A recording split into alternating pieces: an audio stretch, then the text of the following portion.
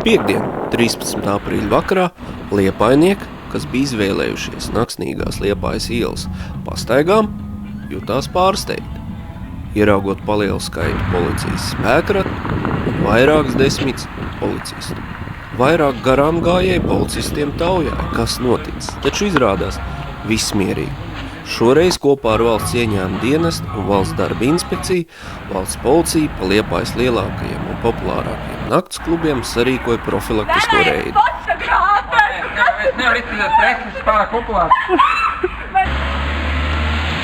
Lai reids notiktu pēc iespējas veiksmīgāk, par policijas plāniem mediji uzzināja jau pašā reidu laikā.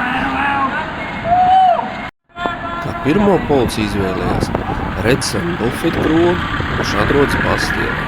Tad sekoja Coyote Fly.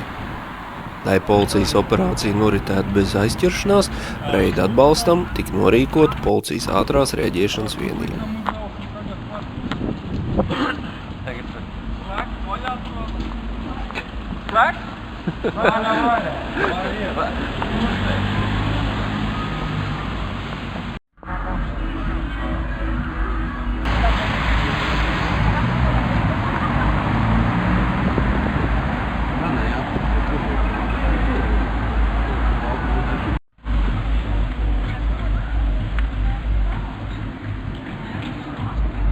Savu uzmanību cenšas piesaistīt kāds BMW spēkrats. Tiek noskaidrots, vai ksenona gaismas ir licencēts.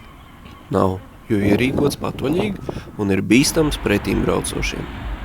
BMW vadītājs nopelnījis protokolu.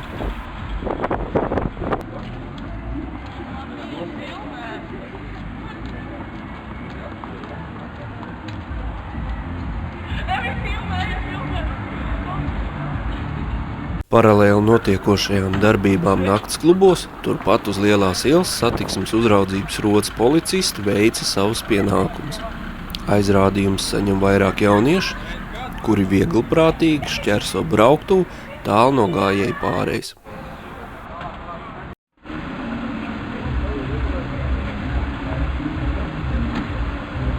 Aizrādījums izpelnās arī taksometru vadītāji, kur pilnībā ignorē policijas klātbūtni un stāv uz Lielās ielas, kuras zīme to skaidru un gaišu aizliedz.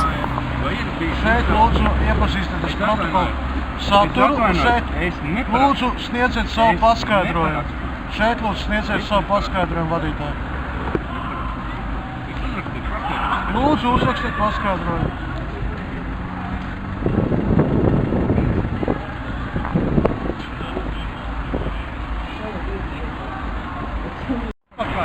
Apsēs, lūdzu atpakaļ, brauciet lūdzu. Nestāviet un zīmes.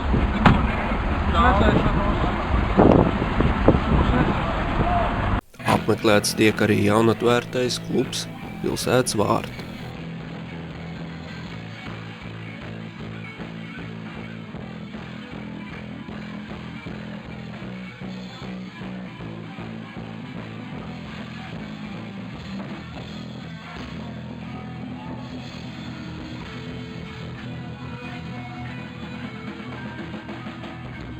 Tad atskan rācijas ziņa, ka notiek kautiņš Admirāļu klubā Zivju ielā. Policisti ātri izskrien uz ielas, un turpat Zivju ielas vidū tiek aizturēti vairāk vīrieši, kuri kaut ko skaidro, lietā liekot rokas. Diezgan uzkurinātie vīrieši ātri atslāpst, ieraugot labi bruņotos likumsargus. Pēc kā seko aicinājums doties policijas iecirkni, lai noskaidrot konflikta apstākļus daudz mierīgākā vietā pie rakstām galda.